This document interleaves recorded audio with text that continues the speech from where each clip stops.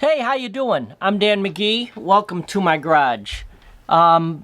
Today we're going to look at the last part of the conversation that we were having with Tim Anderson, environmentalist, boat builder, craftsman, and also Max Gail, who you would know as Wojciechowicz, and he's been in a lot of other movies. He's an actor. So this one here, I probably should have even put this, even though this came at the end of the conversation, but it might have been more interesting if I put this in the front as like the number one video instead of the ending one. But either way, it's very interesting because Tim gives you a background about growing up in South Texas in the 1950s. So also he talks about his early education, and also he talks about how his father was a big influence on training him to basically have a craft so he could make it through life with a skill set. And also, which is kind of neat, is he talks about working on the Pirates of the Caribbean ship in Disneyland in California. So he'll talk more about it, but I guess that's about all for now. So let's jump into it and listen to what Tim and Max have to say. So, on with the show. Well, some folks just don't like change, right? I revel in it. I'd rather not have the same vista tomorrow that I do today.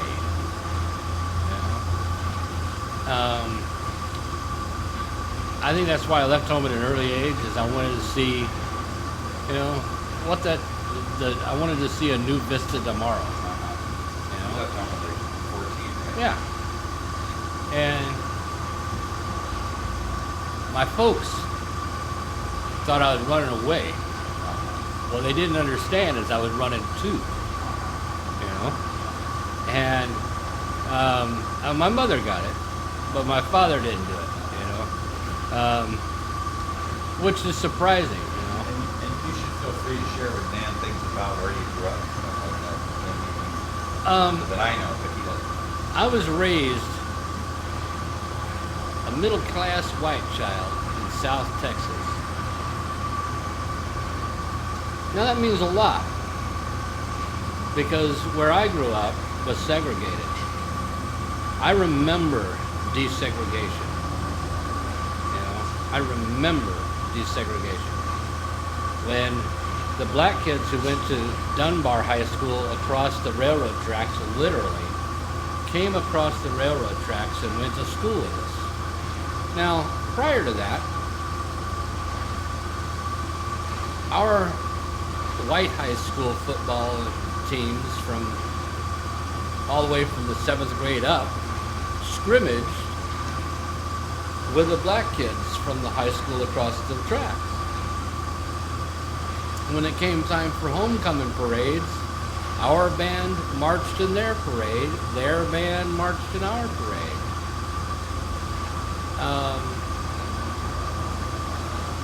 And so there was not that much separating us except 150 years of animosity. One thing that Texans don't like to talk about is that Texas was founded because it was a slave state. They went to war against Mexico in order to bring their slaves into Texas from the south. Okay? So this is like the big ugly secret about Texas, is that it wasn't all, Americans against Mexicans. It was segregationists and slaveholders against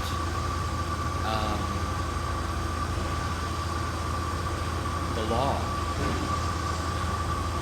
But I was also raised a Quaker, okay, in a Quaker community, which was an exception in Texas, you know. And so my parents were fairly well pleased when desegregation came about, you know. But it was also, you know, I like to say that we're the luckiest generation. You know, when I grew up, when I was 4, I walked out of the house and walked down to the beach, and then walked all the way down the beach, about 5 miles, to a boatyard where the guys who were working asked me my name and called my mother. Okay? Now, that was a safe world that I could do that in, you know? When I was 8 years old, I got a barrel knife and a BB gun, okay? And I took them both to school, you know?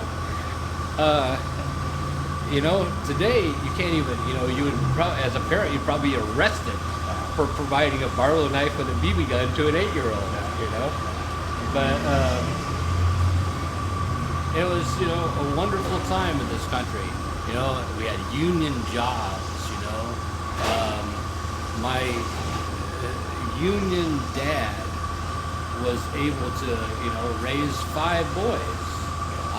His salary was all of us having, you know, regularly getting shoes and regularly, you know, sure we had some hand-me-downs, but everybody regularly got a new shirt or two, you know. And, you know, boys wear out pants, so the hand-me-downs weren't that much. You know? They were mainly cut-offs, you know, for summertime. But what a time, you know. Good education in our public schools. All my teachers were like interested and interesting, you know. Some of them were a little heavy-handed, you know. I had this one teacher, Mr. Lemon, who could lift you off the ground with his paddle, you know. I had this other teacher, Miss Martinez, a little short Latina, who was, when I was in 5th grade, I saw eye to eye with her, okay? And she would make me lean over and stretch out and grab the edge of her desk, and she would come down both hands with this paddle, right? And give me swats for being a bad kid, you know? What would be a typical bad thing? I was very good with spitballs, you know? I mean, very good, you know? I could, like, dot the I's when she was working on the chalkboard, you know? And, you know, just being a rambunctious kid, you know?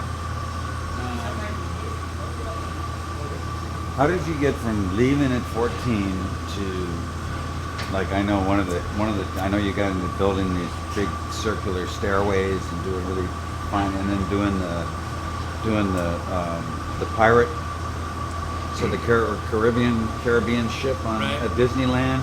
Right. You had the gig of redoing all of that, or reworking all that. Rebuilding the SS Columbia.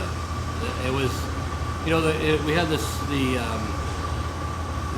voyage of what's it called? The voyage of discovery. The U.S. government sent the Columbia on a voyage of discovery, where, you know, kind of like Darwin's voyage on the Beagle. But, you know, I mean, it was intended to learn everything we could. Okay.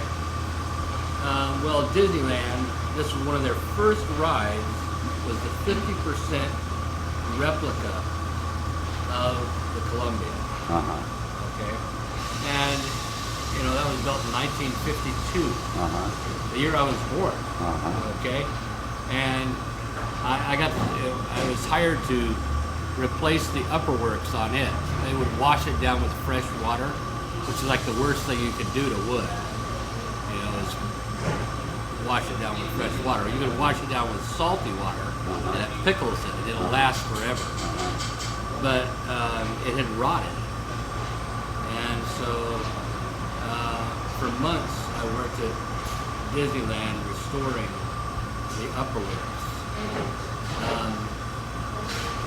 But all that is built on the training I got at home when I was a kid.